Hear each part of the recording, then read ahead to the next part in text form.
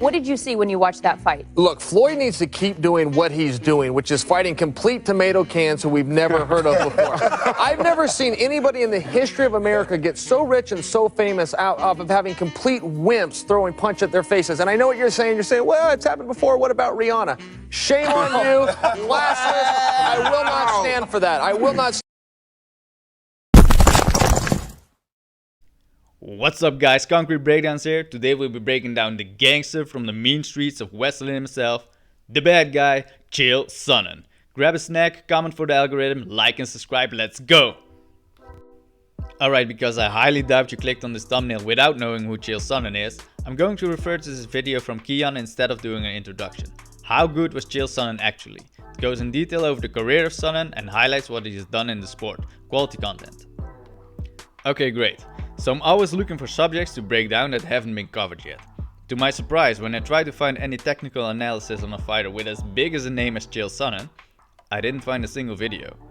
So that's what we'll be doing today, going over what skills, habits and attributes made Chael a unique fighter in his time. But before we dive into the technical nitty-gritty, allow me to offer you this. Chael was a polarizing figure as a fighter, and after retiring and moving on to doing big numbers on YouTube, a lot of that polarization has followed him. Not everybody likes Chael, but there are layers to the shit he gets in line. Let me introduce you to the Chael hate inception. So as a fighter, Chael's way of self-promoting was basically taking on the mantle of a WWE character, but with a better vocabulary. He was undisputed, undefeated, his opponents and all the supporters were all bums, the whole shtick. Ariel Helwani post-fight at UFC. Ariel, is that camera big enough to take in the largest arm in Westland, Oregon that has found its way to Houston, Texas? Because that thing looks a little bit small. Yeah, I think it is. All right, well then we can continue. Some people didn't understand it was a character, others did but still got just as triggered by the shtick anyway. What a lot of these fight fans didn't understand is to what extent they were playing into Chael's hands. A hater in many ways generates more revenue and interest for you than an actual fan. Ask Mayweather or Jake Paul. Controversy sells. But there's a deeper level of hater underneath that surface level. There were also fight fans who didn't take the bait on the bad guy character, but still have a high level of disdain for Chael. These people see Chael as a cheating PED user who gamed the system and is still benefiting from the name he built in the sport cheating. They also find his takes as an analyst bad and find great joy in catching him in a lie. And these people are right, Chael is a former PED user who exaggerates or fabricates some of the stories and takes he tells on his channel. And Chael's technical insight in the sport isn't always of the highest level. Okay, great. Let me address the lying part first, I'll get into the PEDs in a minute. Chael is a salesman and not a conman. A conman will try to swindle you out of your money and not give you anything in return. Chael isn't a OnlyFans account without any of the promised spicy content. He isn't a charlatan. He is, however, a promoter and a salesman, and while those can definitely be annoying, Chael is offering you a product in return for your viewership. The product is Chael's ramblings on the sport of MMA, including hot takes, trolling, fabricated stories, his own brand of humor, catchphrases and his politician-esque way of speaking. But the product also contains actual knowledge of the sport. Chael has a deep understanding of self-promotion and negotiating tactics in MMA. And at the end of the day, Chael is a former high-level MMA fighter. When Chael goes off on a fabricated story, he's often literally started the story with, "I am going to start a rumor." The man has his own code, so to speak. Chael leaves it up to you as a viewer to read between the lines and decide what's valuable information and what's pure entertainment.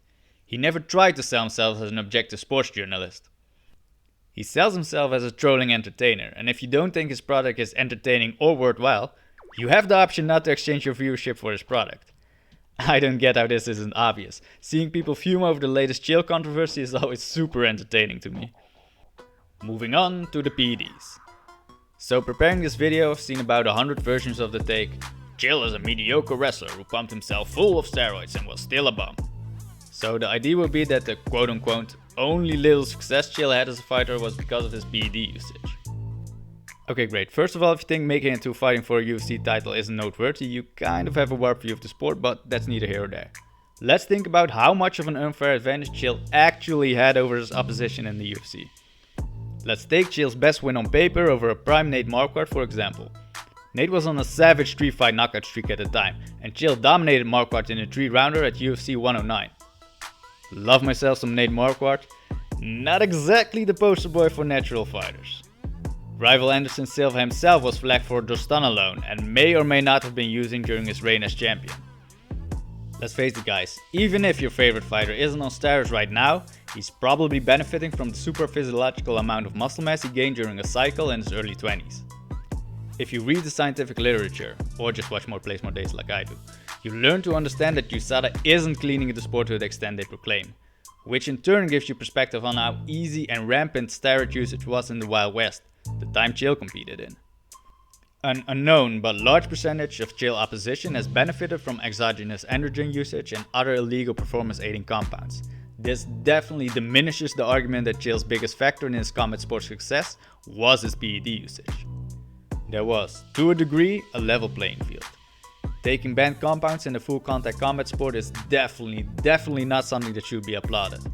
But if you're under the impression only guys like Overeem, Dillashaw, Vitor and Uncle Chael himself ever benefited from PED usage, you're in for a rough awakening. Okay great, so now that we've established that Chael's PED usage isn't the end all be all of his octagon success, how did Uncle Chael wrestle his ass to a UFC championship while so many other high level wrestlers don't even excel in the amateur circuit? There are many ways to apply a wrestling skill set to MMA. For example, John Fitch and John Jones apply the wrestling games completely different. So do let's say Tyron Woodley and Khabib. Let's get into what specifically made Chael's game work at the championship level. So Chael was rightfully famous for his double leg. To some fight fans this idea might be a little on the nose because isn't every MMA wrestler's bread and butter takedown the double leg? You'd be surprised though how many takedown artists give preference to working off a front headlock, body locks or a single leg off the cage. It's interesting that the double leg wasn't a part of Chael's game as a collegiate wrestler and how he's developed a great double for MMA. Chael even has a great Chaelism on the single leg and why he prefers the double leg as the higher percentage takedown.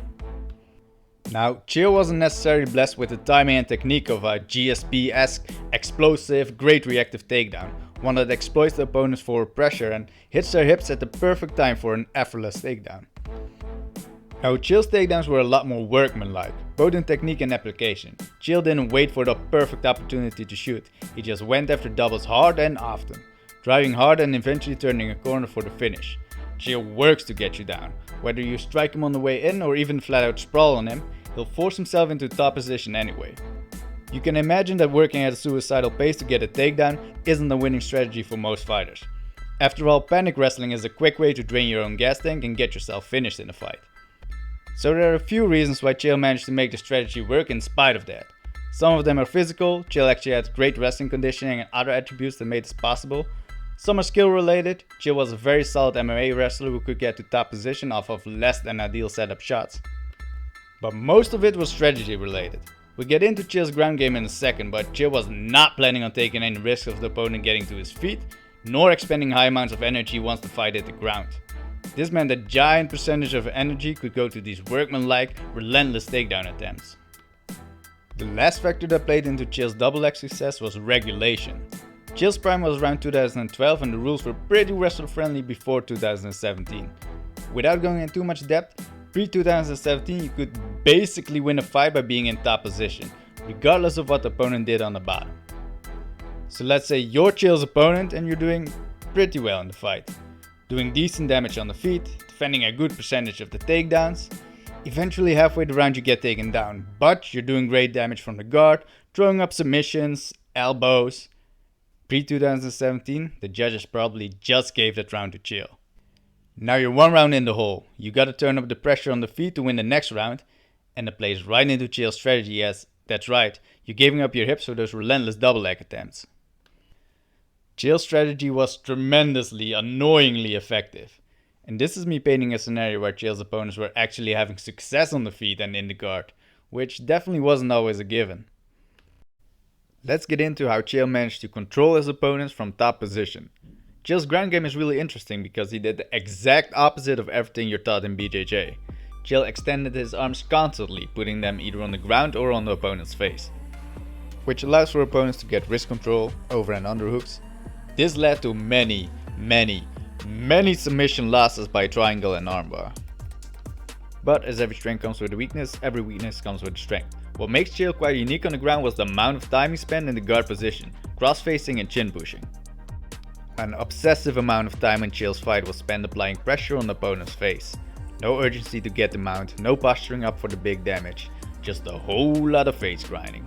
What made this an effective strategy is the low level of risk and energy required to apply it. Body head, press to mount, blast the opponent with gorilla ground and pound, make them turn, choke them out is a commonly seen finishing sequence in MMA, especially for athletic wrestlers. But once a fighter hits a certain level of opposition, there's a point it's no longer a realistic game plan. If you don't have top tier ground and pound, top tier guard passing, mount, back mount, if any link in the chain of your game is mediocre to average, you'll expend a tremendous amount of energy only to not get your finish or even have your opponent get back to their feet. So Chael decided to avoid all this risk and go another route. Chael opted to stay in guard, didn't put a lot of emphasis on posturing up, but fought with his weight down while cross-facing instead. Never allowing a second where there's not weight on the opponent's upper body. Chael's cross-facing and chin pushing worked like a straight poison on his opponents, slowly but surely depleting the strength of the neck muscles, building up frustration while simultaneously still controlling the opponent. If you've ever joined a BJJ class, you probably remember that one annoying douche who was pretty strong and kept pressing too hard on your face. Now make that guy twice as strong and 5 times as good at wrestling, and you get an idea of what Chael put his opponents through. Chael also had a diverse set of shots from these brutal cross-facing positions. Let's go over a few.